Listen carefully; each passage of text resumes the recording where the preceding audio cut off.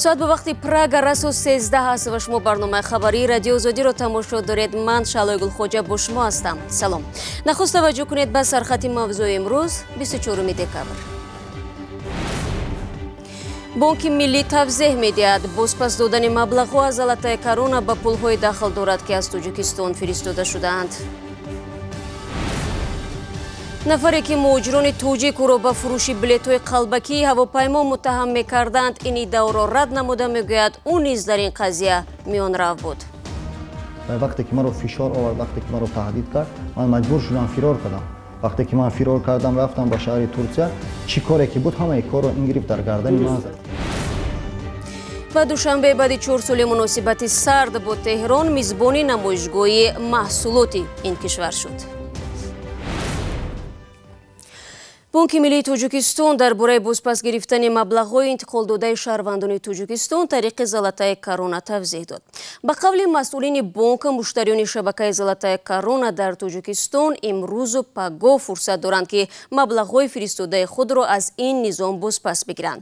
аммо ин афв танҳо ба маблағҳои интиқолшуда аз Тоҷикистон ба хориҷ дахл дорад ва маблағҳои фиристодаи муҳоҷирон аз Русия дар Тоҷикистон пардохт намешавад.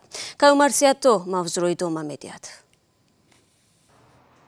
рӯзи 24 декабр дар чанд бонки Тоҷикистон ба радиои Озодӣ гуфтанд, омода ҳастанд маблағҳоеро ки ба воситаи Золотая Корона аз Тоҷикистон ба хориҷ интиқол шуданд ба соҳибонашон баргардонанд. инчунин маблағҳое ки ба воситаи ин низом аз як ноҳия ба ноҳияи дигари Тоҷикистон фиристода шуданд бозпас дода мешаванд. аммо ба гуфтаи мақомоти бонки миллӣ ва ҳам бонкҳои кишвар, маблағҳои муҳоҷирон ки аз Русия ба воситаи низоми Золотая Корона интиқол шуданд дар Тоҷикистон дода намешаванд. мақомот мегӯянд ки муҳоҷирон бояд пулҳои фиристодаи худро аз нуқтаҳои Золотая Корона дар Русия бозпас бигиранд.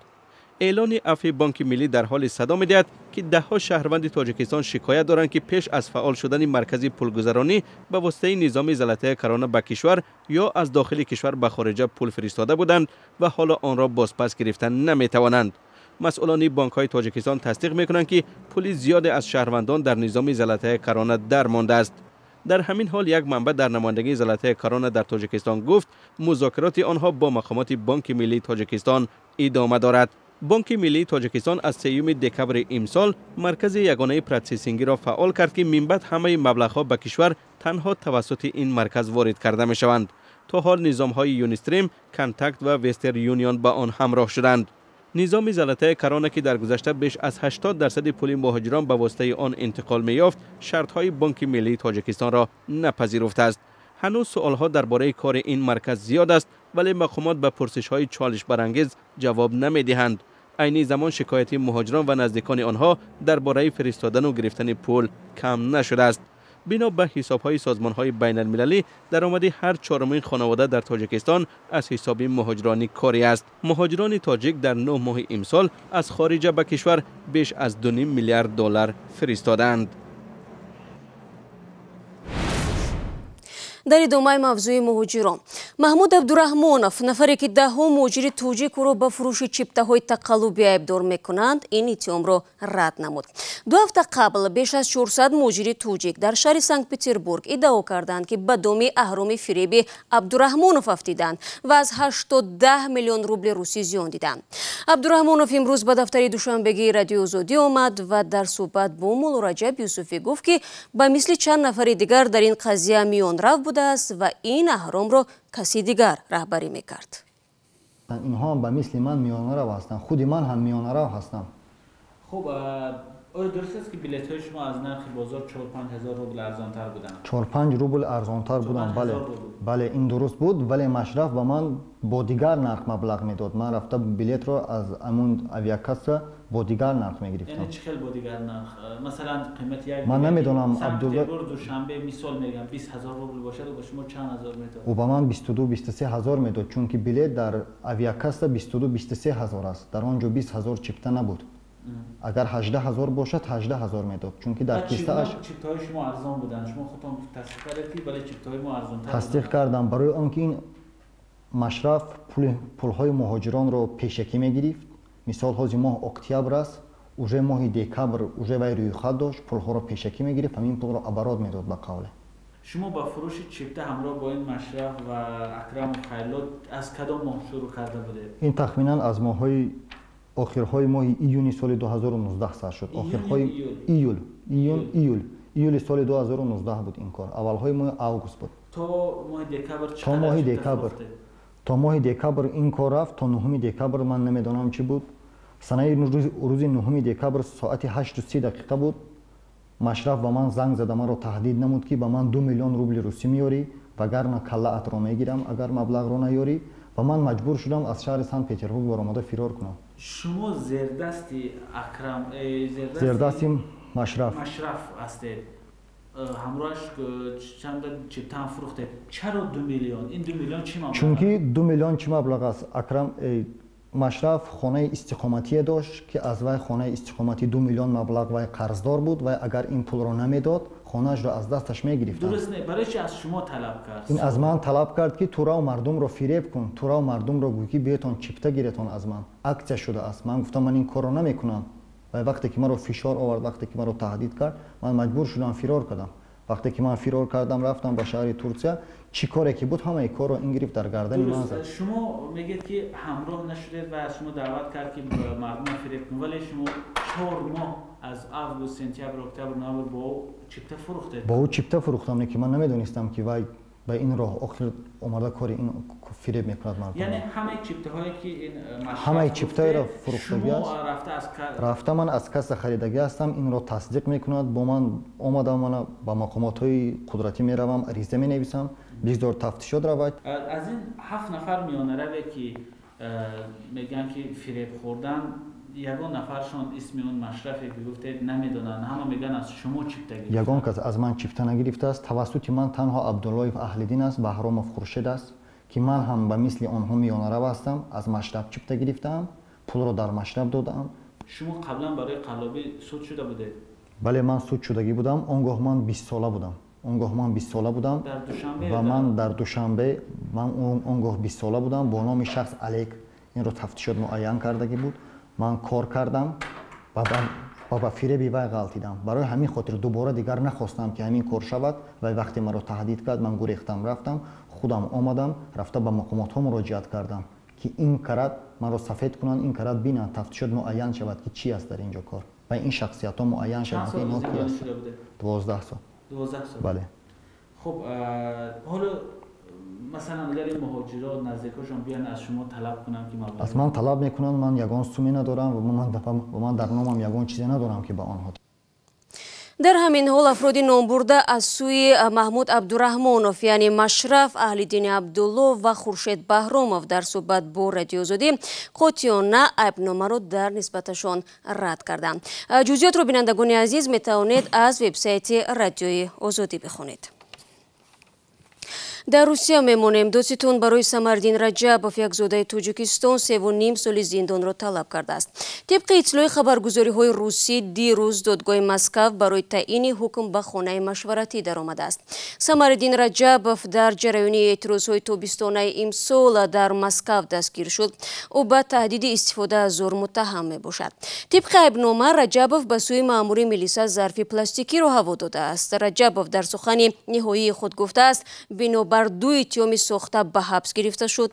او همچنین علاوه کرده است با زندانی نمودن شرکتداران همایش‌های اعتراضی مقامات نمیتوانند مشکلات را حل کنند که باعث به خیابان‌ها برآمدن مردم میشوند. شما برنامه خبری رادیو آزادی را تماشا دارید. هفته روان در دوشنبه نمایشگاه محصولات ایران افتتاح یافت. این چهاره‌بینی در شرایط برگزار می شود که چند سال اخیر دوشنبه و تهران مناسبت خوب نداشتند و این روند به دو گرفت تجاری بین دو کشور تاثیر منفی گذاشت. سرانگیز نوروشو میگوید قبل از نمایشگاه نشست تاجران دو دولت جریان گرفت. بعد از توقف 4 ساله نمایشگاه اختصاصی محصولات جمهوری اسلامی ایران در تاجیکستان برگزار شد. روز دوشنبه در چارچوب برگزاری این نمایشگاه همایش تاجران دو کشور اما عمدتاً با شرکت صاحبکاران ایرانی برگزار شد. در نمایشگاه بیش از 20 شرکت معروف تولید کننده کالا در ایران شرکت دارند.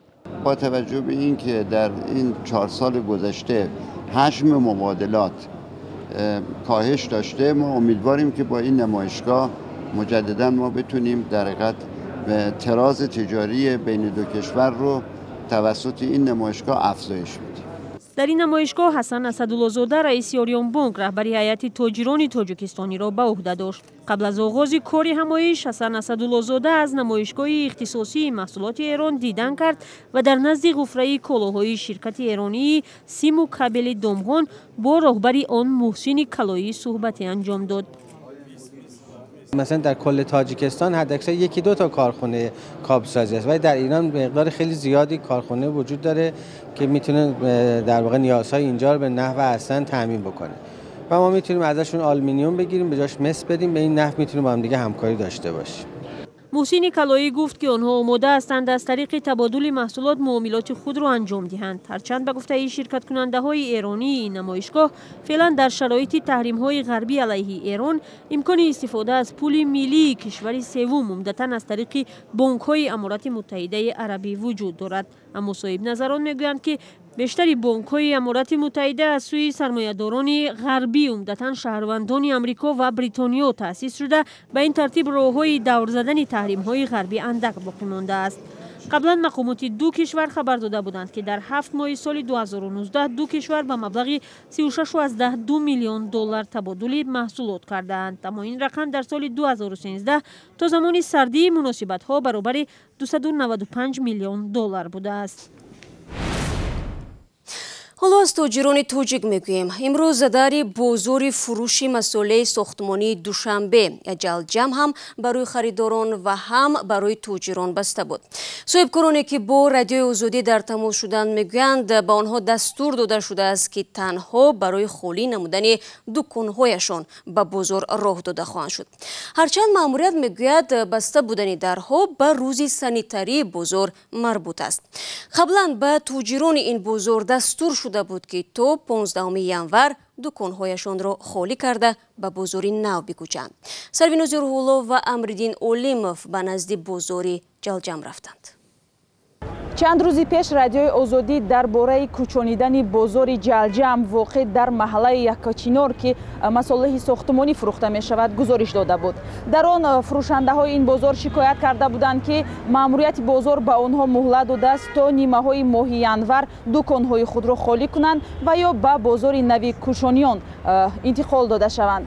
ولی با گذشت چند روز از این اعلان حالا برخی از فروشنده های این بازار میگویند که امروز در بازار بسته است و با بهانه روز سانیتاری آنها باور دارند که از این پس آنها حق کار در دکانهایشان را ندارند. هرچند رهبریت بازار را پیدا نکردم که این موضوع را شرح دهد ولی مسئولین بازار بدون ثبت نوار به ما گفتند که این یک روز معمولی سانیتاری است که یک هفته پیش اعلان شده بود و آنها همچنین گفتند که فروشنده هایی که در بازار نوی کوشانیان جای دارند آنها اختیاراً مال و محصولات خود را به آنجا انتقال داده ایستادند. پشت درهای این بازار روزی سانیتاری نوشته شده است و طور میبینید ماشین ها آمده باری فروشنده های این بازار را به جای دیگر میبرند و طور ما مشاهده کردیم هیچ کارهای سانیتاری در داخل بازار مشاهده نمی شود. هرچند مسئولین بازار میگویند که سوداگران دکانهایی که بیرون از بازار فعال هستند به کار خود ادامه میدهند ولی طور ما دیدیم برخی از مسئولین اداره های دخلدار به آنها تاکید میکنند که در خود را بندند و دیگر به کار خود ادامه ندهند. این توصیه ها بیشتر فروشنده ها را نگران کرده است و آنها میگویند که احتمالاً با همین کارشان در این بازار به انجام میرسد و این تا نیمه های ماه ینور ادامه نخواهد کرد. سریناز روح‌الله گزارش میداد البته مسئله تخریب بازار جلجم ملکه نهایی شده است اما آیا تاجران این بازار به مکان نو امکان کوچیدن را دارند یا نه موضوع بحث دیگر است. به هر حال ما این موضوع را پیگیری خواهیم کرد. بینندگان عزیز 15 دقیقه که در اختیار داشتیم به پایان میرسد. تشکر از یکایک شما که تا این لحظه ما را همراهی کردید. اخبار و گزارش‌های دیگر در سامانه رادیو آزادی www.azadi.org و صفحه آزادی ویدیو در یوتیوب دسترسند. صبح فردا شما را در نوید بامدادی منتظر میشویم. تا آن دم خدا نگهداری هر یک شما.